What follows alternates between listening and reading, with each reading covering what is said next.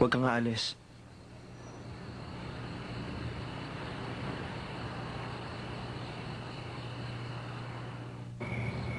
Kaya, wala talaga nangyari nung gabing yon.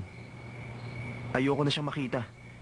Di ba sinabi ko na sa'yo, ako magpapasya sa buhay ko. Hindi ko ahayaan makialam sa akin si Mama. Nakikinig ka ba? Oo naman. Bakit ganyan pa rin ang mukha mo? Nagpaliwanag na ako, hindi ka pa ba masaya?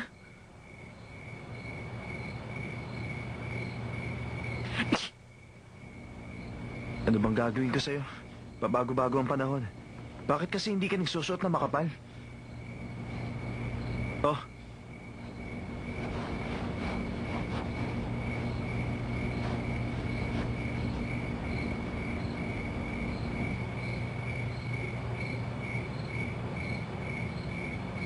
Okay na ako, kunin mo na. Luka-luka ka ba? Isuot mo na nga uli yan. Sinabi na kunin mo ng jacket mo, huwag mo na nga ako intindihin. Bakit ba? Ano bang problema? Teka!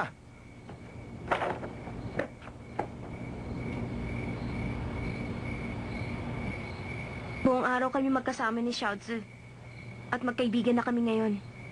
Bakit kayo magkasama? Noong unang buong akala ko masama ang ugali niya. Mabuti naman pala siyang tao dahil iniisip niya ang iba. Matangkad siya at mukhang pasensyosa. Bukod doon, maganda pa. Ano to? Bigay sa akin ni Xiaozi. Ibig sabihin, nautukan niya na isang damit lang? Kaya naman kitang ibili niya na. Ngayon, ibinibida mo na siya? Sobra ka naman magsalita. Hindi naman yun ang pinag-uusapan na. Nakita ko sa mga mata ni Xiaozi na gusto ka niya talaga. Gusto niya matuloy ang engagement niyo. Tsaka isa pa, Anong tsaka isa pa? bagay kayong dalawa sa isa't isa. At siya ang gusto ng mama mo. Sa tingin ko rin kayong bagay. Maging mabuti ka sa kanya. Huwag ka na magsasalita. Lalo ako nape-pressure sa mga pinapakita mo. Isa pa, hindi talaga tayo pwedeng dalawa. Higit sa akin si Xiaozi. Bigyan mo siya ng pagkakataon. Ayoko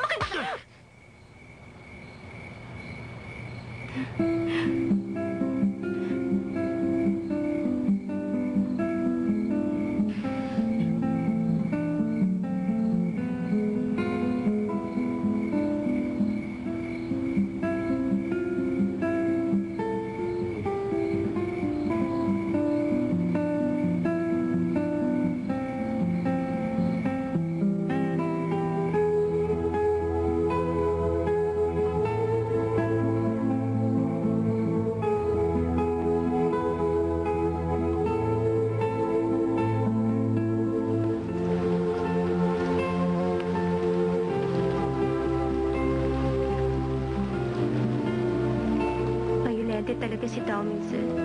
Pero, kasalanan ko naman ito. Kaya niya ako nasaktan.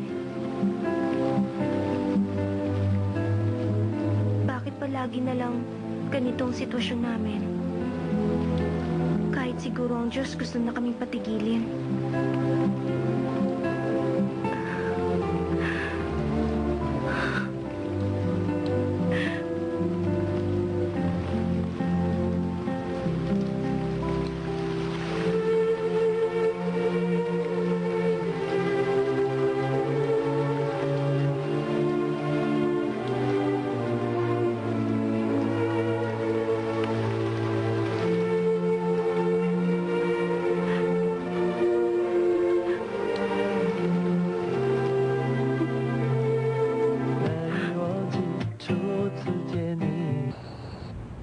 Hindi na maganda ang nangyayari. Kailangan na kaya nating makialam? Kahit na hindi tulad niya ang tipo kong babae, wala na tayong magagawa. Ano ba ibig niya sabihin? Ano ba yan? Binabalak namin ni Meichio na ligaw si Xiaozi para malayo kay Asu. Nasaan ka ba kanina? Pinag-usapan na namin yan. Pero ganito kasi ang nangyayari. Yung napiling babae ni Auntie, mukhang tatanggapin niya ang pagpapakasal kay Asu. At nang dahil sa kanya, lagi tuloy nag-aaway si Asu at si Sanchay. Popormahan na namin si Xiaozi para wala ng problema. Ah, yun pala ang pinag-uusapan. Tutulong ka, di ba? Pag nanligaw tayong lahat, isa sa atin makukuha siya. Hindi na. Personal na problema to ni Asu. Kapag nakisali pa tayo sa problema niya, malamang lalo lang lalala ang lahat. Ang goal nga namin, maging komplikado to para... Kasi, ano problema? Bakit basang-basa ka? May nangyari ba sa'yo masama? Bakit ganyan ang mukha mo? Kasi, Ase! Asa? Kasi, Ase!